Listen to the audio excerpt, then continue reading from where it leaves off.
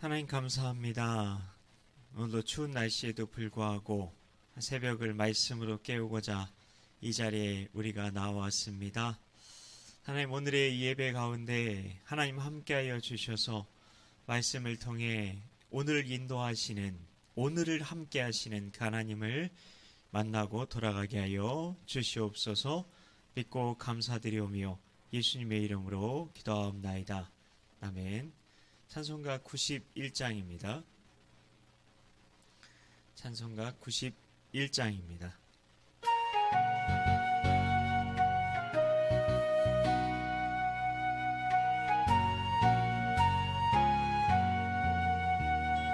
슬픈 마음 있는 사람 예수 이름 믿으면 영원토록 변함없는 기쁜 마음 얻으리. 예수의 이름은 세상의 소망이요 예수의 이름은 천국의 기쁨이세. 거룩하신 주의 이름 너의 방패 삼으라. 환난 시험 당할 때에 주께 기도드려라. 예수의 이름은 세상의 소망이요 예수의 이름은 천국의 기쁨이세. 존귀하신 주의 이름 우리 기쁨 되도다. 주의 품에 안길 때에 기뻐 찬송 부르리. 예수의 이름은 세상의 소망이요 예수의 이름은 천국의 기쁨이세. 우리 갈 길 다간 후에 좌앞에 나아가 왕의 왕께 경배하며 멸류관에 드리리. 예수의 이름은 세상의 소망이요 예수의 이름은 천국의 기쁨이세. 아멘. 하나님의 말씀은 신명기 10장입니다. 제가 가진 성경으로 구약 성경 277쪽이 되겠습니다. 신명기 10장 전체 1절부터 22절까지 말씀입니다. 한 목소리로 봉독합니다. 그때 여호와께서 내게 이르시기를 너는 처음과 같은 두 돌판을 다듬어 가지고 산에 올라 내게로 나아오고 또 나무개 하나를 만들라. 내가 깨뜨린 처음 판에 쓴 말을 내가 그 판에 쓰리니 너는 그것을 그 궤에 넣으라 하시기로 내가 조각목으로 궤를 만들고 처음 것과 같은 돌판 둘을 다듬어 손에 들고 산에 오르매 여호와께서 그 총의 날에 산 위 불 가운데서 너희에게 이르신 십계명을 처음과 같이 그 판에 쓰시고 그것을 내게 주시기로 내가 돌이켜 산에서 내려와서 여호와께서 내게 명령하신 대로 그 판을 내가 만든 궤에 넣었더니 지금까지 있느니라. 이스라엘 자손이 브에롯 브네야 아간에서 길을 떠나 모세라에 이르러 아론이 거기서 죽어 장사되었고 그의 아들 엘르아살이 그를 이어 제사장의 직임을 행하였으며 또 거기를 떠나 굽고다에 이르고 굽고다를 떠나 욥바다에 이른즉 그 땅에는 시내가 많았으며 그때 여호와께서 레위 지파를 구별하여 여호와의 언약궤를 매게 하며 여호와 앞에 서서 그를 섬기며 또 여호와의 이름으로 축복하게 하셨으니 그 일은 오늘까지 이르느니라. 그러므로 레위는 그의 형제 중에 분깃이 없으며 기업이 없고 내 하나님 여호와께서 그에게 말씀하심 같이 여호와가 그의 기업이시니라. 내가 처음과 같이 40주 40야를 산에 머물렀고 그때에도 여호와께서 내 말을 들으사 너를 차마 멸하지 아니하시고 여호와께서 내게 이르시되 일어나서 백성보다 먼저 길을 떠나라. 내가 그들에게 주리라고 그들의 조상들에게 맹세한 땅에 그들이 들어가서 그것을 차지하리라 하셨느니라. 이스라엘아, 내 하나님 여호와께서 내게 요구하시는 것이 무엇이냐?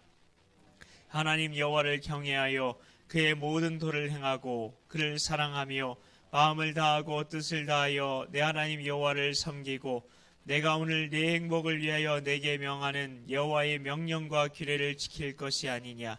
하늘과 모든 하늘의 하늘과 땅과 그 위의 만물은 본래 내 하나님 여호와께 속한 것이로되 여호와께서 오직 내 조상들을 기뻐하시고 그들을 사랑하사 그들의 우선인 너희를 만민 중에서 택하셨음이 오늘과 같으니라. 그러므로 너희는 마음에 할례를 행하고 다시는 목을 곧게 하지 말라. 너희 하나님 여호와는 그 신 가운데 신이시며 주 가운데 주시오 크고 능하시며 두려우신 하나님이시라. 사람을 뇌물로 보지 아니하시며 뇌물을 받지 아니하시고 고아와 과부를 위하여 정의를 행하시며 나그네를 사랑하여 그에게 떡과 옷을 주시나니 너희는 나그네를 사랑하라. 전에 너희도 애굽 땅에서 나그네 되었음이니라.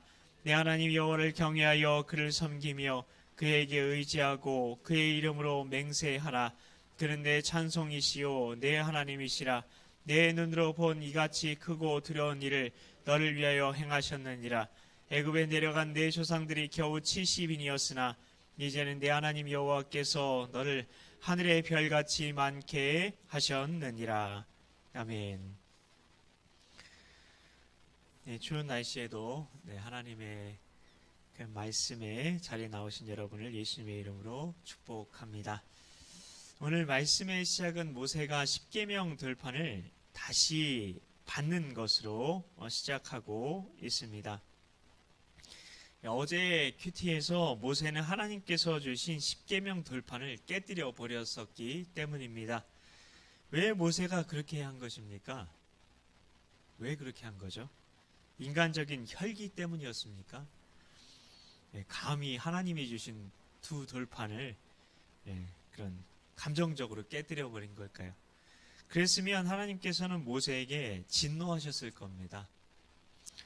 그러나 하나님께서는 누구에게 진노하셨습니까?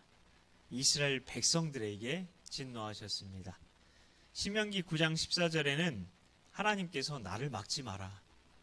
하나님이 이스라엘 백성들을 다 멸해버리고 모세를 통해 강한 나라를 만드시겠다고 진노하시는 장면이 나옵니다.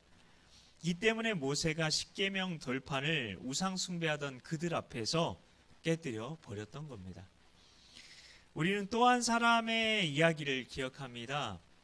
민수기 25장에는 발람이라는 악한 술사가 이스라엘 백성들이 모압 여인과 음행하게 만들고 우상 숭배에 빠지게 했던 그런 바알부올 사건이 나오고 있는데요.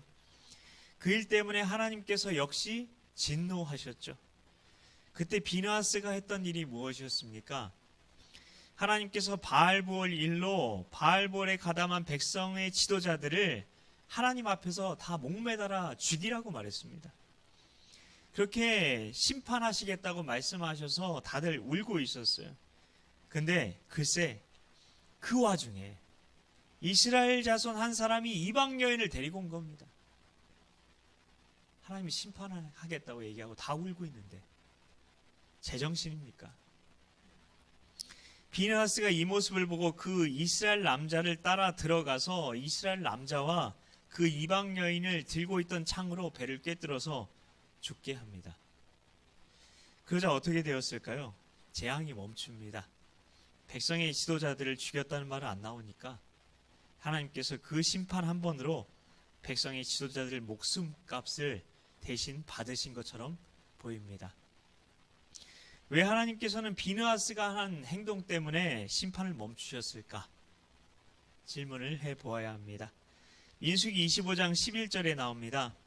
제사장 아론의 손자 엘르아살의 아들 비느하스가 내 질투심으로 질투하여 이스라엘 자손 중에서 내 노를 돌이켜서 내 질투심으로 그들을 소멸하지 않게 하였도다.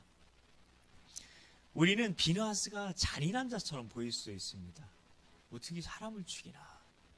또 제사장이. 그러나 하나님께서 이미 바알 부올에 가담한 지도자들을 죽이라고 하셨어요. 그렇기 때문에 비느하스가 죽인 것 자체는 문제가 되지 않습니다. 이미 그 심판을 명하셨으니까요. 우리는 하나님이 심판을 내리시는 그런 모습들을 성경에서 보면서 어떻게 구약의 하나님은 저렇게 잔인하실까? 역시 구약의 하나님과 신약의 하나님은 완전히 다른 분이 틀림없어 라고 생각할 수 있습니다. 실제로 역사 속에서 그렇게 생각하고 가르쳤던 사람도 있었습니다. 그러나 한 나라는 법에 따라 심판을 받게 돼 있죠. 이스라엘은 세상 나라가 아니라 하나님 나라였죠. 하나님 나라에서는 어느 법이 적용이 되나요? 하나님의 법이죠. 그 하나님의 법에 우상 숭배가 어떤 그런 벌을 받게 돼 있습니까? 사형죄죠. 하나님의 법에 우상 숭배 사형죄입니다. 그래서 사형 선고를 내리신 것 뿐입니다. 하나님 나라니까 하나님 법이 적용되는 거죠. 그런데 실제로 하나님 나라가 온 열방에 임하게 되는 때가 오고 있죠. 그 나라가 오고 있는 거예요. 그때가 되면 모든 열방이 다 누구의 법에 따라 심판을 받게 될까요? 하나님 나라가 되죠. 그러니 하나님의 법에 따라 심판을 받게 되는 겁니다. 사후세계는 누구의 지배 아래에 있습니까? 이미 사후세계는 하나님 나라입니다. 지옥도 하나님이 만드셨어요. 하나님의 감옥이에요. 그래서 마귀도 다 거길로 간다고 얘기를 하고 있잖아요. 그래서 어차피 우리 모두는 죽으면 다 하나님의 법으로 심판받게 될 거고 이 세상도 언젠가 다 하나님의 법 아래에 들어가게 될 겁니다. 그래서 하나님의 법에 따라 받게 되는 그 심판에 대해서 잔인하다고 생각할 게 아니라 이게 하나님 나라 법이구나. 이게 하나님 나라 법이구나 생각하면 되는 겁니다. 그래서 이 법을 세상 사람들에게도 가르쳐줘야 되는 겁니다. 우상 숭배하며 살아가는 그 사람들에게요. 그게 전도인 거죠. 그래서 비느하스는 하나님의 법에 따라 심판을 집행한 사람이 된 것뿐입니다. 우상 숭배는 사형이니까. 그리고 비느하스는 민수기 25장 11절에서 내 질투심으로 질투한 사람이라고 하나님께서 말씀하신 사람입니다. 그리고 그 질투심 때문에 이스라엘 자손 중에서 그 하나님의 진노를 돌이킬 수 있게 했다는 겁니다. 질투심 나쁜 거 아닌가요? 질투하면 안 되잖아요. 여기서 질투심은 히브리 말로 킨아입니다. 킨아. 민수기에서 이 단어가 사용이 되고 있는데요. 왜냐하면 같은 성경에서 그 단어를 봐야 되거든요. 근데 민수기에서 이 단어가 언제 나오느냐? 의심의 소재라는 곳에서 나옵니다. 의심의 소재. 의심의 소재에 계속 나오다가 여기 딱 한 번 나와요. 그 민수기에서 나오지 않아요. 그러니까 이 질투라는 단어는 의심의 소재랑 관련해서 생각을 해봐야 돼요. 그렇기 때문에 키나라는 말은 남편이 아내의 불륜 때문에 분노하는 걸 떠올리면 됩니다. 비느하스는 불륜한 배우자에 대한 하나님의 배신감을 그대로 느끼며 그 분노를 대신 담아냈던 사람인 겁니다. 우리는 어떤 사람이 하나님의 사람일까 한번 생각을 해보아야 합니다. 우리 교회가 아니라 저기 어떤 그 건너 동네 그런 교회 이야기라고 생각하시면 좋을 것 같은데요. 교회나 사회 안에 불의함이 있어요. 불의함이 보이는 거예요. 하나님께서 그 죄에 대해 성경 분명히 진노하신다고 되어 있어요. 성경에는. 그런데 나는 그 하나님의 마음과 상관없이 항상 기뻐요. 항상 기뻐하는 게 주님의 뜻이라고 하니까. 그래서 그 분명히 하나님의 뜻은 성경에 보면은 그 불의함을 보고 하나님 진노하고 계시는데 나는 늘 웃고 다녀요. 그게 하나님의 사람일까요? 아니면 이 땅의 불의함에 대해 진노하시고 아파하시고 그들을 위해 눈물로 애통하며 기도하기 원하시는 그 마음을 자신의 마음에 담아내서 하나님의 마음과 공감이 되어서 기도하는 사람이 하나님의 사람일까? 성경은 비느하스의 진노와 모세가 십계명 들판을 깨뜨렸던 그 진노를 인정하고 있습니다. 오히려 칭찬하고 있습니다. 그들의 행동을 오히려 본받으라고 말하고 있습니다. 모세가 하나님의 질투로 질투했던 사람이기 때문에 하나님께서는 다시 십계명 들판을 만들어 주신 거예요. 왜냐하면 이 십계명 들판은 모세와 하나님과의 그런 언약이 아니라 이스라엘 백성과 하나님과의 언약을 뜻하는 것이기 때문입니다. 다시 그 관계를 지속하시겠다고 얘기를 하신 거예요. 그래서 모세를 통해서 이스라엘 백성을 계속 이끌게 하셨던 거죠. 이 마음을 보시고 하나님께서는 그 이야기를 말씀하시면서 12절부터 22절까지 오늘 본문 얘기하는 겁니다. 하나님께서 진짜 하나님의 백성들에게 원하시는 게 무엇인지를 말씀하고 계시죠. 여러분, 하나님께서 여러분에게 원하시는 것이 무엇입니까? 한번 스스로 한번 답을 한번 가지고 말씀을 계속 들어보시기 바랍니다. 하나님께서 나에게 원하시는 게 뭘까요? 13절에 나옵니다. 내가 오늘 내 행복을 위하여 내게 명하는 여호와의 명령과 규례를 지킬 것이 아니냐. 하나님께서는 우리에게 이렇게 말씀하십니다. 내가 바라는 건 네 행복뿐이야. 네가 행복해지는 게 내가 바라는 유일한 거야. 하나님께서 우리에게 진노하실 때도 있어요. 매를 드실 때도 있어요. 그 모든 게 우리를 사랑하시지 않으면 그냥 말씀으로 천지 하나님 만드셨잖아요. 그러니까 그냥 다 취소야. 다 없어져 버려. 내가 실망했어. 내가 이렇게 기회 줬잖아. 다 필요 없어. 다 귀찮아. 하실 수도 있는 거잖아요. 하나님 만드셨잖아요. 우리는 그냥 토기랑 같은 존재잖아요. 그거 얘기하는 거예요. 토기장의 비유가. 근데 하나님이 그렇게 하셨나요? 아니죠. 어떻게든 타이르시죠. 어떻게든 돌아오게 하시려고, 어떻게든 구원하셔서 예수 믿고 행복하게 해 주시려고 그렇게 지지고 볶는 이야기가 성경 이야기 아닙니까? 성도 여러분, 하나님께서 우리에게 주시고 싶으신 것 하나입니다. 예수 믿고 행복해지는 겁니다. 행복이 어디에만 있나요? 예수님 안에만 있죠. 예수님 밖에 없어요. 예수님 안에만 행복이 있어요. 예수님 한 분이면 충분해요. 그래서 하나님께서는 말씀으로 우리에게 자꾸 예수 잘 믿어라, 예수 잘 믿어라, 그 말씀 하시는 거죠. 예수님이, 왜냐하면 우리 마음의 주인이 되셔야 우리가 진짜 행복할 수 있으니까. 예수님이 마음의 우리 주인이 아니면 우린 절대 행복할 수 없으니까. 절대입니다. 절대 행복할 수 없어요. 예수님이 우리 마음의 주인이 되시는 건 예수님의 마음이 내 마음이 되는 거죠. 그렇잖아요. 예수님의 마음이 내 마음이 되는 거잖아요. 예수님이 어떤 마음이 있는지 성경에서 그냥 아무 관심도 없고 그냥 항상 기뻐하려니까 늘 웃기만 하고, 그게 신앙인입니까? 예레미야 보세요. 울고 화도 내고 하나님의 마음을 담아냈죠. 이 땅에 불의함이 보이는데, 이 땅에 죽어가는 영혼이 보이는데 상관없이 그냥 나만 즐겁고 기쁘게 사는 게 그게 하나님의 마음인가요? 예수님이 화내시는 일에 대해서는 우리도 화내고, 그래서 예수님이 채찍 들었잖아요. 다 쫓아내버리고. 그리고 예수님이 기뻐하시는 일에는 당연히 우리도 기뻐하고, 예수님이 슬퍼하시는 일에는 우리도 슬퍼하고, 예수님이 열심을 내시는 일에는 우리도 열심을 내며 살아가야 하는 거죠.